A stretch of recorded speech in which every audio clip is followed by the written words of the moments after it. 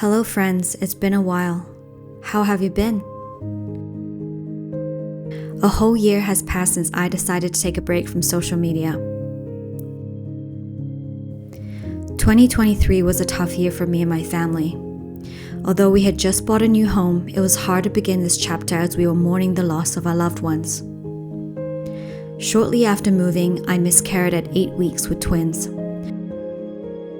Though this was our second failed IVF cycle, it was also the closest we've ever been since starting this fertility journey about 3 years ago. There are so many beautiful stories of women becoming mothers, though not many have talked openly about the kind of loss that comes from miscarriages. It is an unspeakable kind of pain that only a woman knows too deeply. To feel and know that you are creating a life inside of you in one moment, only to have that reality abruptly stripped away in a matter of seconds is something that simply cannot be described in words. It is a language that can only be felt in our wombs. In the weeks that followed, I felt that part of me was dying, and yet a new chapter was unfolding. My internal world was falling apart, and yet I was waking up to the comforting space of our new home. I felt that I was constantly dancing between grief and gratitude, love and loss, night and day. Sometimes even stuck in between both worlds, unable to move forward or accept what was happening to me. I never felt so alone, cradling what was left of me along with the remnants of our precious baby.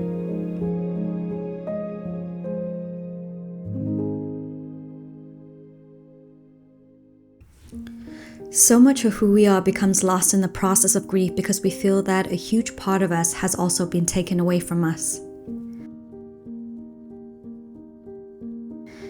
These past 3 years of IVF have been really hard. In the pursuit of becoming a mother, I lost sight of the one who needed mothering the most, and that was myself. What truly helped me get back on my feet was being consistent with my writing practice. Keeping a journal and committing to writing a page a day helped me to navigate through my feelings and organize them in a way that helped me to process my grief.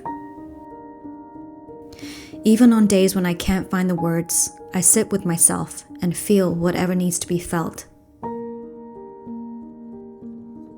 My mornings have become a sacred time for me. It's the only part of the day where I can shut the world off and tune in to my inner landscape.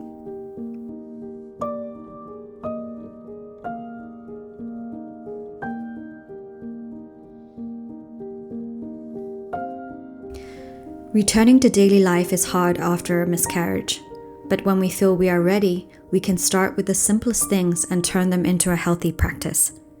Things like journaling in the mornings, taking a short walk in the park, and even taking some deep breaths helps us to tap into our nervous system. Routines help us reconnect back to the rhythm of our lives. By doing things that makes us happy and makes us feel fulfilled, we can reconnect back to our very source, God, or whatever that word means to you. And when we are plugged into that source, we feel alive, inspired, empowered, and creative.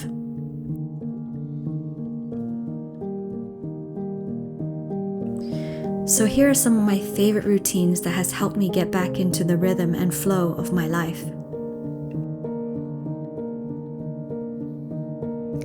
Breakfast is probably one of my favorite meals of the day. I feel like whatever we put into our bodies for breakfast sets us up for our day. If you think about it, food is energy, and when you start to see it as energy, you'll start to be more conscious about how it not only affects your body, but also how it can transform your mood. This is my version of breakfast oats. I make it with gluten-free oats, scrambled egg whites, sprinkled salt and pepper, and maybe topping it off with some seaweed.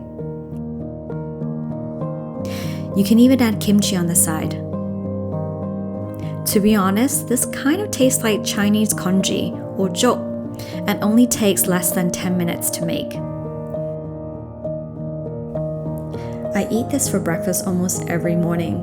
It's really healthy, hearty, and fuels my mornings.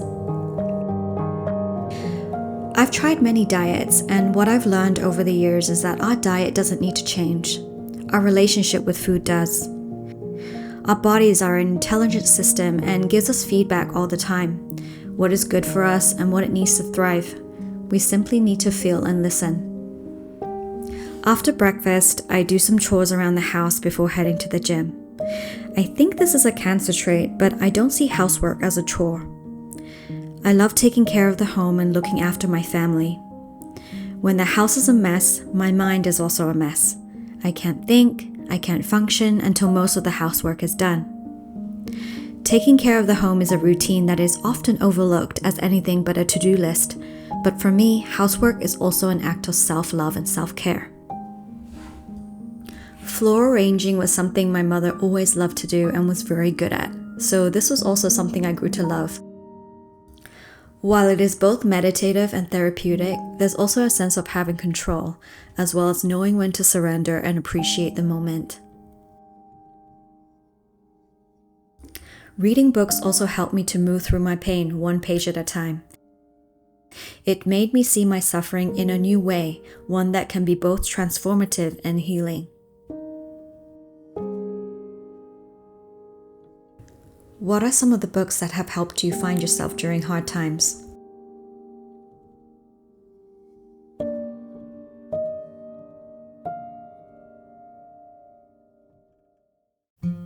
So I haven't been to the gym as much this winter, and honestly, I'm trying not to give myself such a hard time because it's been a slow and restorative season for me. I think as long as we commit to ourselves to some kind of movement each day, sometimes it's really all we need. I started giving Kobe baths. Not sure if he loves it or not, but he's definitely used his bathtub more than I have.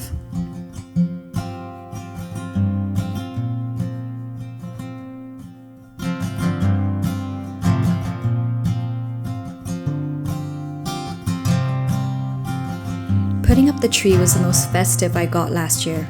Although I wasn't feeling very merry, it was, after all, our first ever Christmas in this house, so I wanted to make some sort of effort. A tribute, if you will.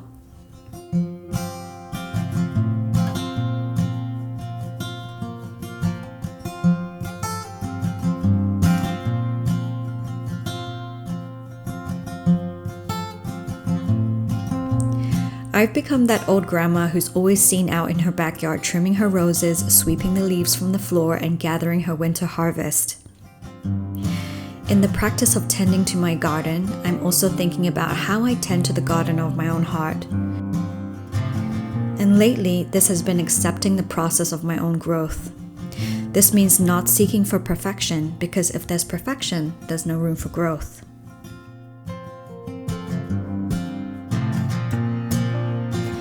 Miso marinated salmon is so easy to make, and the marinade is like the perfect marriage of sake and miso.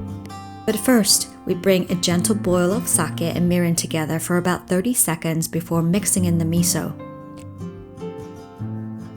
Whisk the miso marinade with sesame oil and allow to cool to room temperature.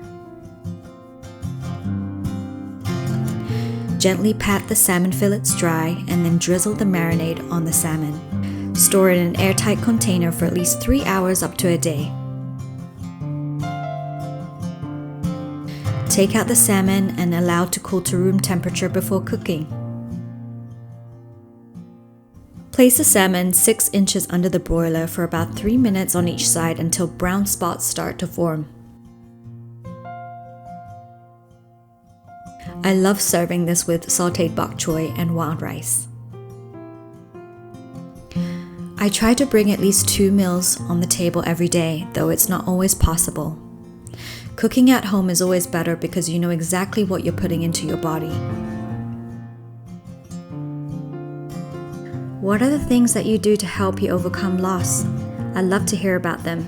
Please share with me in the comments below. Until next time.